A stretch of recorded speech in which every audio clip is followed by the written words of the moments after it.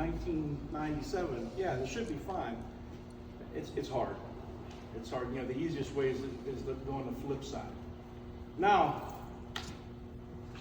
polypropylene pipe's been around for 50 years, hasn't been in North America for 50 years. You know, it really didn't start growing probably until around 2010, 2015 at best. And I know in this area we really didn't see it until just a couple years ago. All right, so we have different heaters in place. Here's a set of heaters. By the way, very hot. It will burn your skin. 500 degrees. We've got a heater over here, 500 degrees. We're gonna kind of go through a couple things.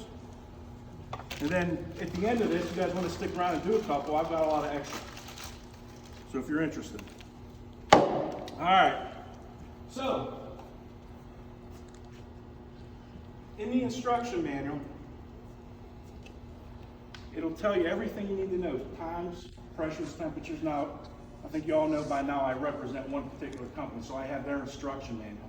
But every manufacturer has their own, based on timing, based on pressures and so forth. So for this particular application, this is what we do. This is part of it. You're the guy on ready to go. You don't need any torches. You don't need oxygen and acetylene. You don't need flux. You don't need glue. This is what you need. You go to the job, and I'm going to test temperature. So I have one of these on, like a gunslinger. Why do I have this? Why is this so important? Well, number one, of course, it has to be hot enough, right? But how easy is it for someone to kick the extension cord out all the way down? This takes 20 minutes to pull down. You wouldn't know it. So always test it. You wipe it with 90% alcohol. Then I mark it. Get it into place. Wipe the inside. I've done this already. I'm kind of going through the deal. We've already tested temperature. Now here are the irons. 500 degrees plus or minus 18. I've got a mark in place.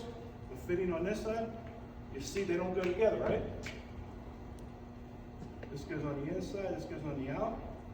We're going to push this in. I'm literally melting it into place. I'm peeling the skin. This is like a horror movie. I've just peeled the skin. These are small pipes. 8 seconds, 7 seconds, 6, 5, 4, help me out. 3, 2. A little more is always okay. A little less isn't because it'll harden before I get it closed. We're going to pull this off. We're not twisting like PVC. That's terrible. It fell. I put it into play. I'm looking over. I got 2 rings. I know I have it. I'm done. This is it.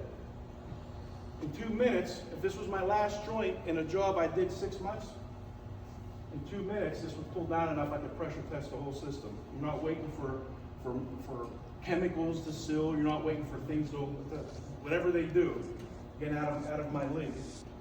What if you put it on the wrong way, like you have another 90 on the other end, and it's faced the wrong way? Can you remelt it and redo it? No. One critical thing. So the fitters, the people that are installing this, you've got to mark it. It's critical. There's no twisting. If I twist, it actually would, because it's melted, it'll literally create, which was flat at one point, it'll create lines and valleys as you twist. And that's terrible. That's probably the hardest thing to get people not to do, is twist these things on. And now you can move it this way when it's soft. If this was on a pipe, and I put this in, it was crooked, I have a chance to move it with a level. I can bend it around. I just can't twist it. But this is it. We're done. It was that simple. Check my work. Is there 2 rings? One from the coupling.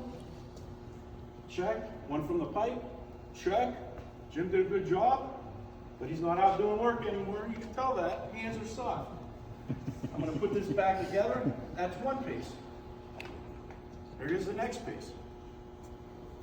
Remember what these are called? Weldeletch for still. What's it called with polypropylene?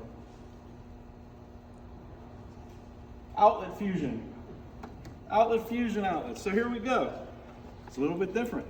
I'd come over, if I was doing my job right, drill the hole, pull it out, ream it, clean up just a little bit, check temperature.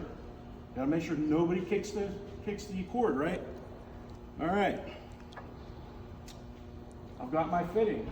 These fittings, by the way, are unique to the diameter of pipe it's put into place. The curvature on this is for this 2-inch little piece of pipe. Had this been a 10-inch piece of pipe, the curvature would be different, right? So many fittings, if you're dealing with a manufacturer, you can see the irons are not straight anymore. They're actually bent as well. This is gonna pop into play. So I got it all set up. Hopefully this will make me look good. Now before it was on time. When we're doing these fusion outlets, it's not time. This is based on visual. Now it's going to be kind of hard to see with way back there, but let me get this one on place here. What I'm looking for is a physical bead around this pipe. Now if I do a good job, it'll go around uniformly. It probably won't. This isn't about time. I don't care about time. What I care about, now you guys that are close, can you see the bead? Yeah. So I got it, but I got to go all the way around. Again, this is all visual piece at this point.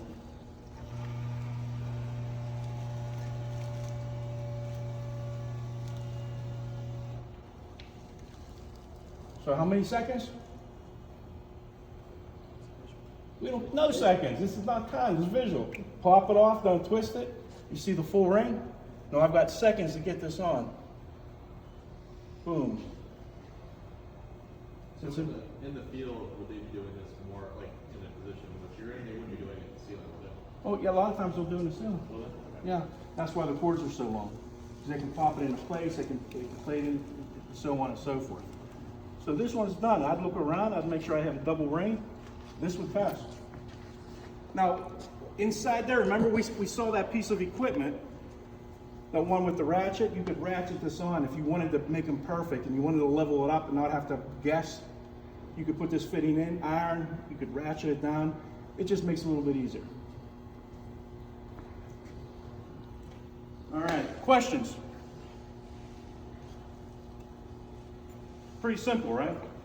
Yeah. I mean, it's really, really difficult to not do this right. If you were doing it on the ceiling, I mean, would you have to hold the pipe sturdy? Is it strapped down? I mean, it looks like you're kind of putting a little bit of pressure on that. Well, I am. I'm putting pressure on it 'cause I'm just trying to get that melted into place. So yeah, I mean, if you've got a pipe in there, then you are going to be pushing. But what's nice is once you get it through the first hole, I got the fitting on the other side. Now I can use that fitting to kind of push it into play. Because you're always going to have the fitting on the other side to go in. A little install trick, you always get it popped in the first one, and then you get the fitting, because the fitting will heat up quick. All right. You did a real quick one. What's this called? Socket fusion? Not socket. Socket is like PVC where it's going into the coupling. This one is outlet fusion. Socket fusion would be one we can do over there. Now I'm going to do, matter of time, I'm going to run through the butt fusion process, and then at that point we can go around, mess around, and do whatever you guys want to do. Anybody wants to stay and do stuff, you're more than welcome. I just want to make sure I meet ASPE's very strict guidelines. All right, here goes the machine for butt fusion. You need what they call a unit, a hydraulic unit. The reason being, I need a very certain pressure on this joint when I'm done doing what I'm doing. So I have to have a machine or something that's going to measure that. I've got these into play. Here goes a piece of pipe. How heavy was a 6-inch piece of pipe? 30. It was several hundred pounds. Could I? Thank you. You're about right. Could I do this with a piece of steel pipe? You know, maybe back in the day, not anymore. Again, why is this installation so quick? And I'm gonna go through this. Do it slow, just to kind of review. All right, we got our pipe in place. We're gonna lock these down. Anybody know anything about welding? How long it takes to weld? An hour what? Definitely a good rule of thumb. Absolutely. So, locked it in play. I didn't break my back. I could run through this really quick, but here it goes. The machines are doing all the work. I'm gonna get it closed. Oh. Somebody didn't tighten it. That must have been somebody else, definitely not me. Hand tight, I'm not killing myself. I'm not going to the hospital or taking medicine. Get into place. Now you can see it's a perfect lineup, right? You see there's no gaps in there. You guys can come a little closer if you want. It's not So gonna, there's no deburring or anything like that? I'm sorry? No deburring or? Oh yeah. Remember, this is molecule to molecule. You remember we're talking about peeling the skin off. So you see how nice that one is, right? By the way, first thing I do as the installer is I look at the top edge. So if it was a little bit off, I'd adjust it and so forth. That looks pretty good. So that looks pretty perfect, right? You're like, yeah, Jim, you're full of A little bit daylight. a little bit of daylight? You, molecule to molecule? No, you're not having it? All right, so the first thing we're going to do, and someone said deburr, this is a facer. The facer has cutters on both sides. All right, we're going to run this puppy in place. It's locked into place. I'm going to turn it on. What I'm looking for, help me out, what I'm looking for is 2 full rings. At that point, I know this is pretty flat. If this was cut in a bologna cut, remember, it would just keep cutting. I wouldn't see full rings, I'd only see slices. So 2 full rings on both sides. This is a dull blade. So I hope it gives it to me. Turn it on, I don't want it to bring it up. I'm gonna jam them together.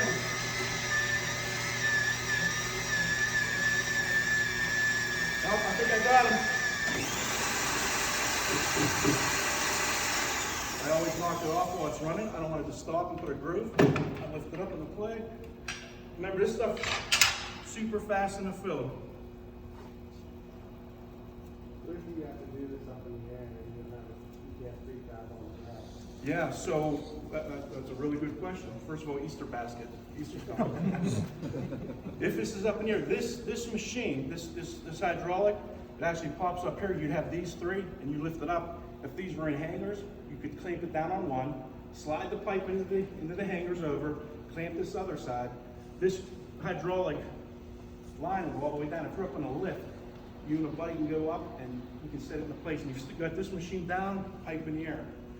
And if you notice, you heard the lock on it, it clicked, so it doesn't fall on you and knock you in the head. Now, not so much on the iron. Some of them do, some of them don't. All right, it's in place. Let's check it out. Does it look better than it did before? A whole lot better, right? A whole lot better, but it's not great yet. It's still not perfect. It's closer than it was. This is out in the field. I'm gonna get my alcohol 90%. I'm gonna make sure that the edges are super clean, because that's the first thing that's gonna stop any sort of perfect hit. I've got my heater. This one doesn't lock. This is a demo. They have them that will lock into place just the same if you're doing overhead. Different manufacturers, different models. All right, I test temperature. Now these are down about 410, plus or minus. First thing I'm gonna do is I've got different pressures. I've got different settings for pressures. This one's already preset, but the first thing I gotta do is I've got to set a drag. So can you imagine what a drag is? I've got a body, all right, and I'm dragging the body. And I'm pulling with as much pressure as I can. Finally, it starts dragging. That's considered drag. Just enough to get it to move. Here's the purpose. The book tells me I need, for this, 130 PSI.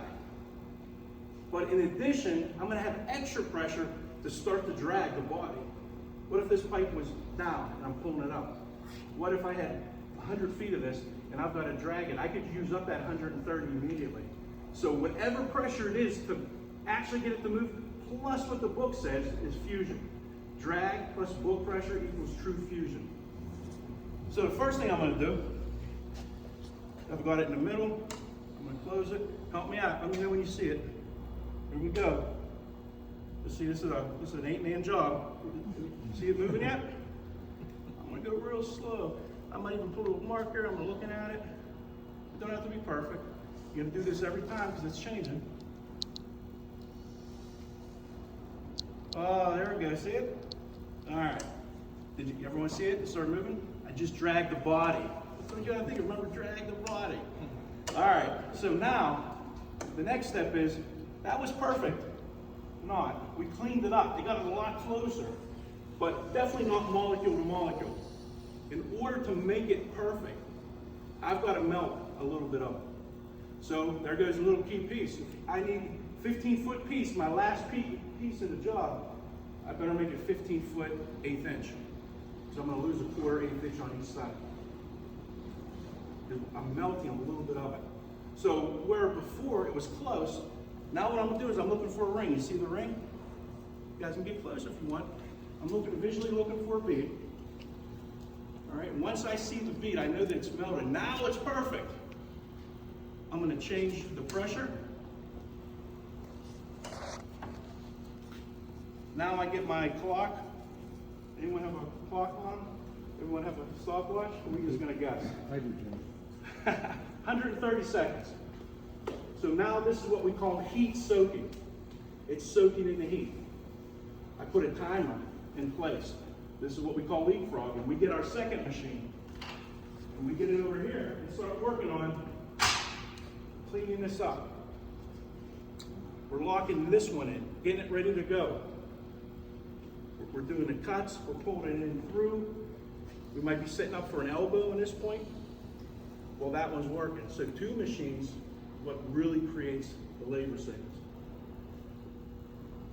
Are there sizes in which you don't get manufactured elbows anymore? I saw them look like some of the bigger ones you gotta kind of cut. Yeah, the pre-formed ones, I think the biggest they go up to are, well, every manufacturer can be different. The ones I'm familiar with, like 6 inches, about the biggest.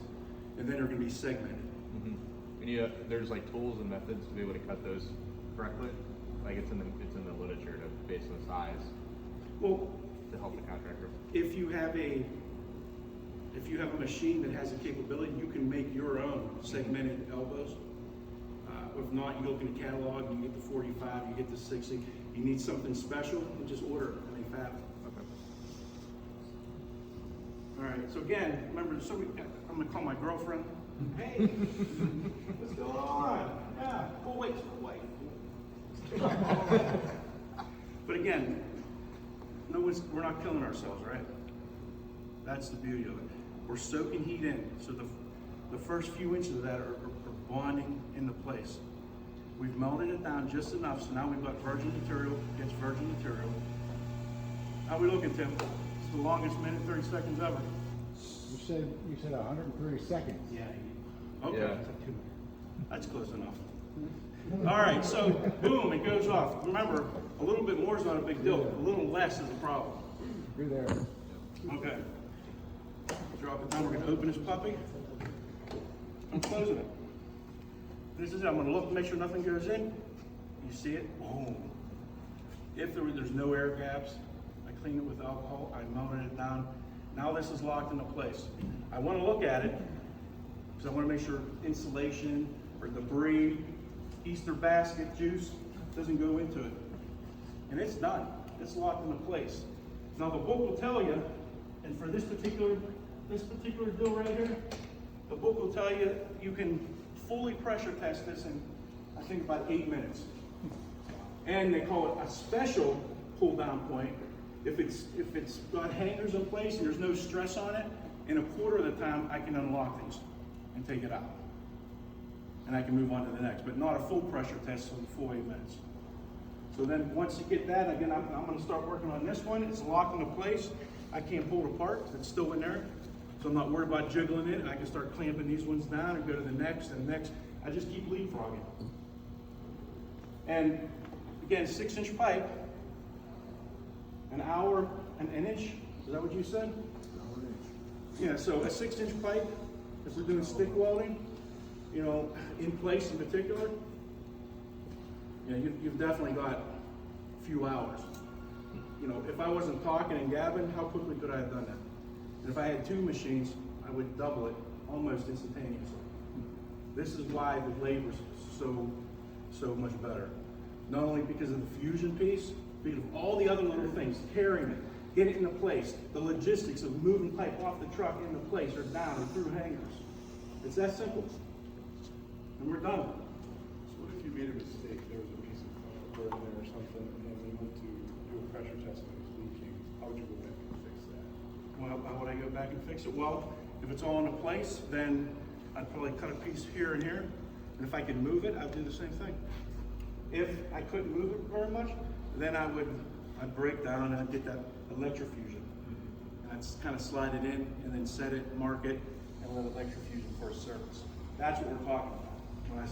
Earlier when I said the electrofusion, we really don't like it except for service applications. Questions? Yes, sir. You're installing, it's partially enclosed, it's cooling tower work on the roof, it's raining. You have to take great measures to keep it dry, obviously. Yeah, you want to put a tent up. So this is something to consider. Yeah. What about ambient temperature?